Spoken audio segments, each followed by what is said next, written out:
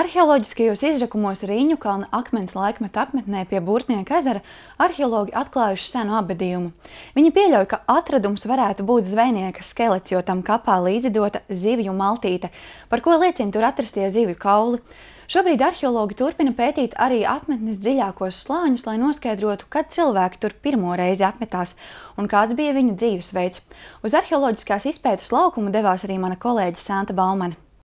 Te tika tīrīta pavarda vieta, kas atradās bišķiņa augstāk.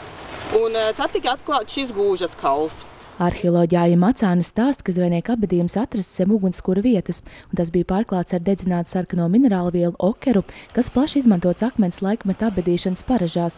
Par mirušā piemiņas rituālu liecina arī kapā atrastās lauskas no sasitiem māla traukiem un zivju kauli.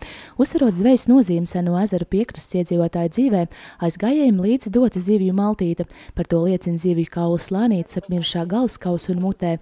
Atrastais skelets ir vairāk nekā 5000 gadus vecs, un speciālisti pieļauj, ka apbedītais ir pieaudzis indivīds, taču tā dzimums vēl nav noteikts. Arheologi norāda, ka mirušiem ir neparasta poza, kas iespējams varētu būt saistīta ar līdz šim nezinātiem ēšanas rituāliem. Viens pirksts izskatās, ka tam cilvēkam ir mutē. Tas tā mazliet neparasti, bet tas, protams, var arī būt tā, ka tās rokas ir bijušas sakrustotas uz krūtīm un vienkārši sadalīšanās procesā tā galva ir vienkārši uzkritusi virsū. Tas ir tāds rets gadījums.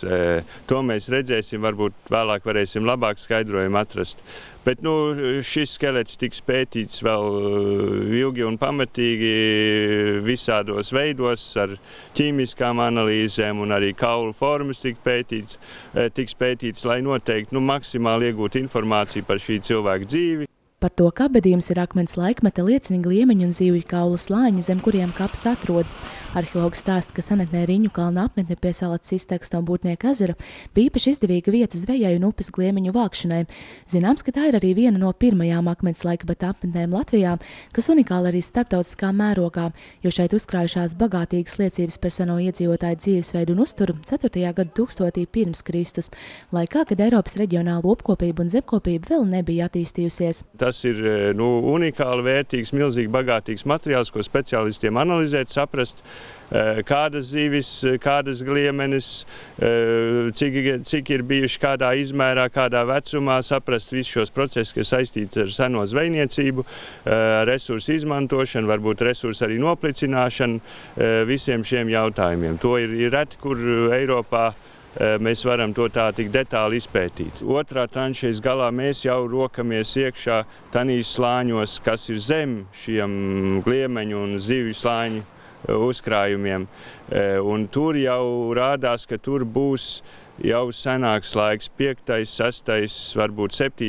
gadsimts pirms Kristus. Mums tas ir interesanti, jo tas dos pirmo reizi tādu nopietnāku ieskatu par to, kad ir šeit cilvēki pirmo reizi apmetušies. Skalojot grunti caur smalku sietu, arheologi iegūst arī pašus sīkākos cilvēku derinātos priekšmetus, gliemeņu čaulas, zivju un zīdītāju kaulus un citas vēstures liecības.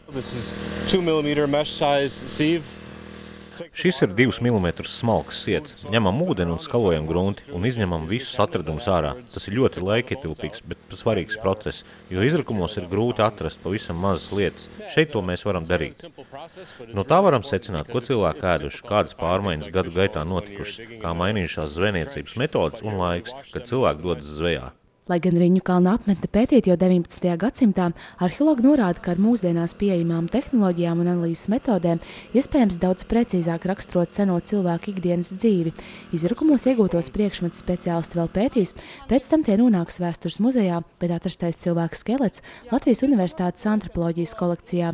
Lai vēl padziļinātāk izpētītu akmens laikmeta cilvēku dzīvesveidu, arheoloģiskie izrakumi Riņu kalnā turpināsies arī nākamgad.